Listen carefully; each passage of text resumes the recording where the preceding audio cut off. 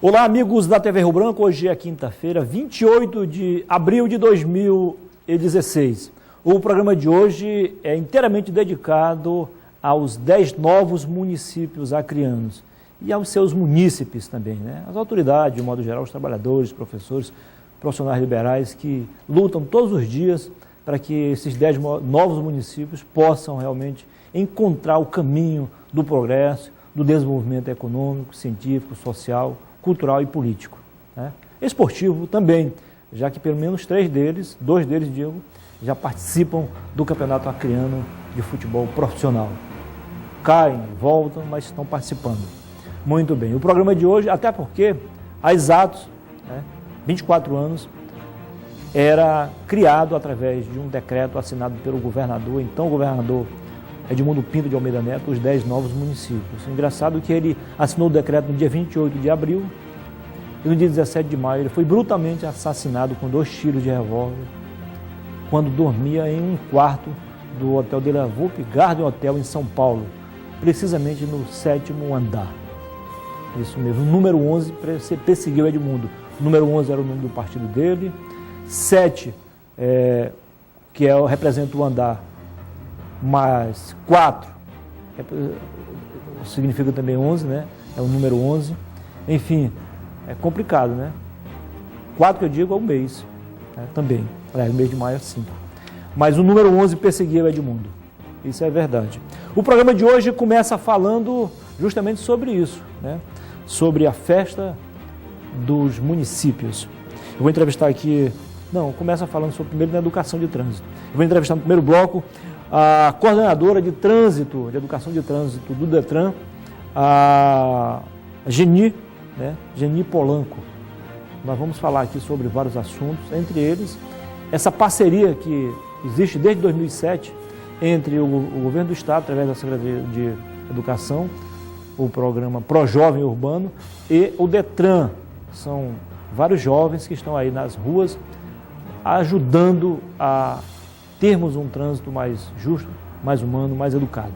Legal? Muito bem. Aí no segundo bloco, aí sim, vamos falar sobre os municípios, com o vereador Josué Santos, do PP, e com o secretário municipal de assistência social, o David Salles, lá de Acrelândia, um dos 10 novos municípios. E o programa termina no outro campo já, o campo espiritual. Eu vou conversar com o médium Alexandre Campos. Ele é natural de Campo Grande, no Mato Grosso do Sul, mas mora há mais de 20 anos em Porto Velho, a capital rondoniense. Já veio aqui uma vez, aliás, veio várias vezes, mas em missão uma vez. E agora prepara o terreno para vir mais uma vez em junho.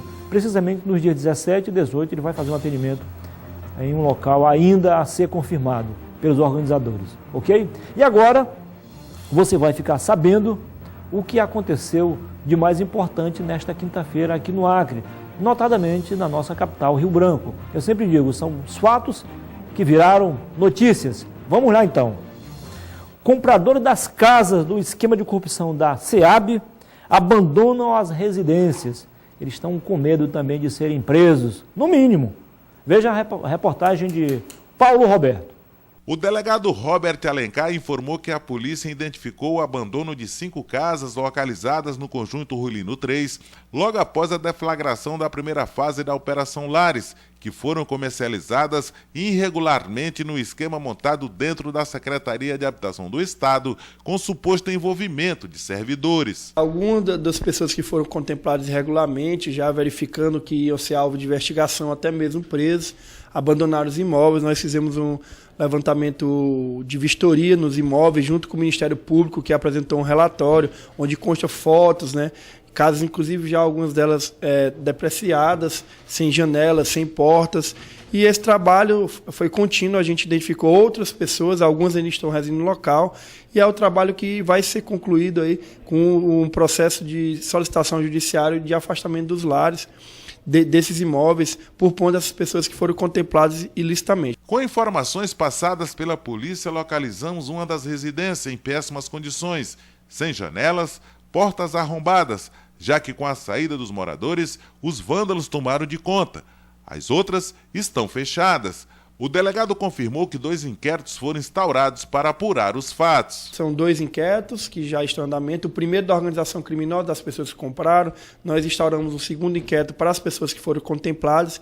E nós vamos instaurar um terceiro inquérito para apurar a participação de outras pessoas da Secretaria de Habitação ou de particulares que vendem e também de pessoas que já trabalharam na Secretaria de Habitação e praticaram as mesmas condutas. A defesa dos servidores Daniel Gomes e Marcos Huck, presos na segunda fase da Operação Lares, voltou a reafirmar que ambos nada têm a ver com o esquema de corrupção na venda das casas, do programa Minha Casa Minha Vida do governo federal, gerenciado pelo governo do estado por intermédio da Secretaria de Habitação. Nós temos certeza de que as coisas vão ser esclarecidas, até porque foram eles que deram origem à investigação.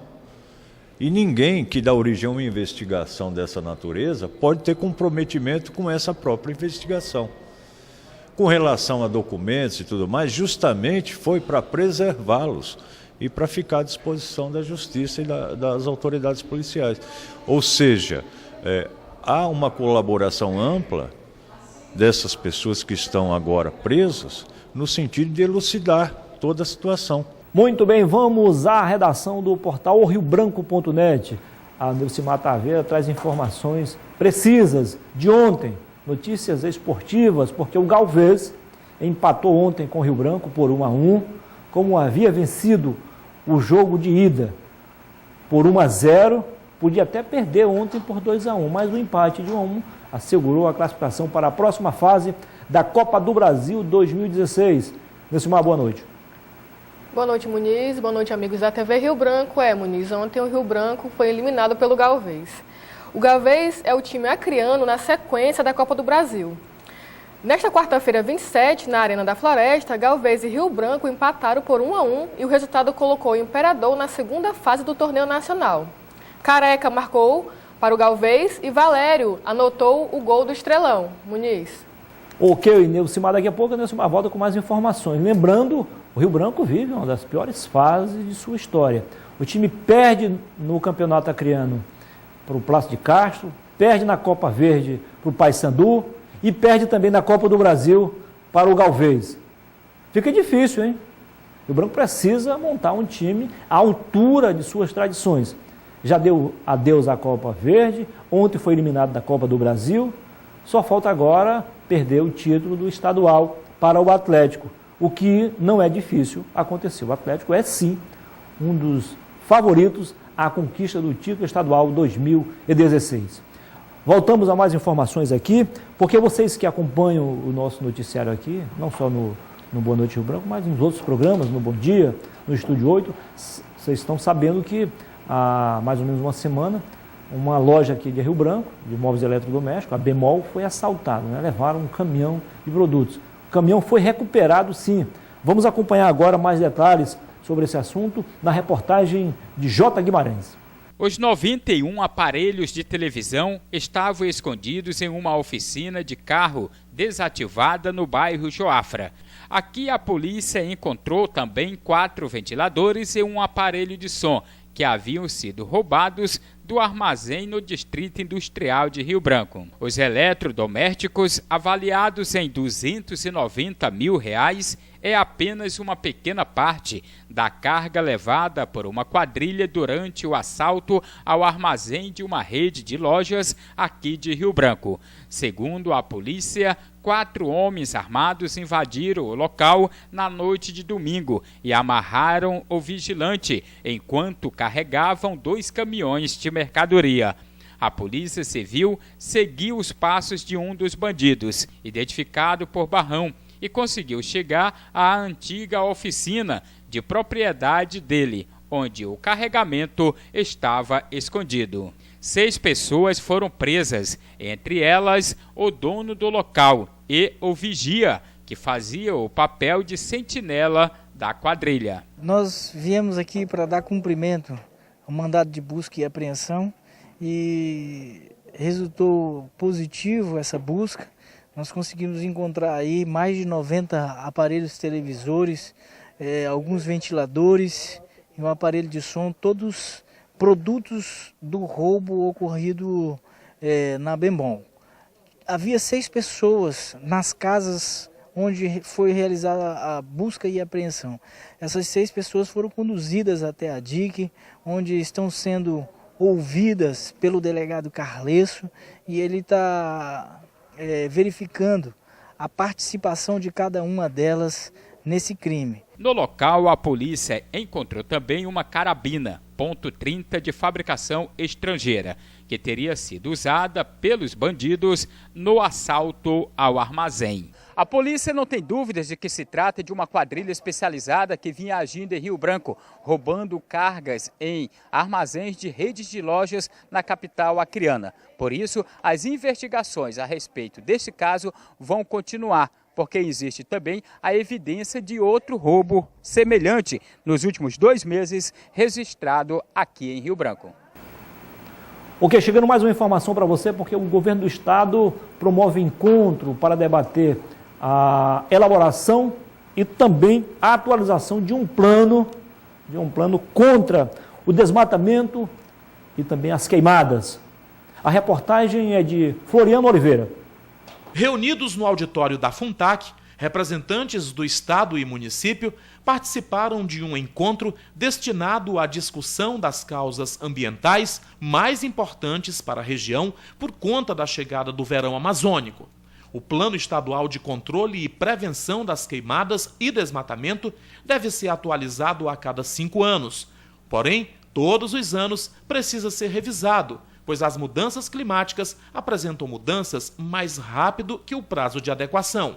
Nesse contexto, a preocupação dos ambientalistas diz respeito à chegada do verão e à ameaça das queimadas seguidas das derrubadas. Nós temos buscado ao máximo levar as políticas públicas até a ponta, até o pequeno produtor. Por quê?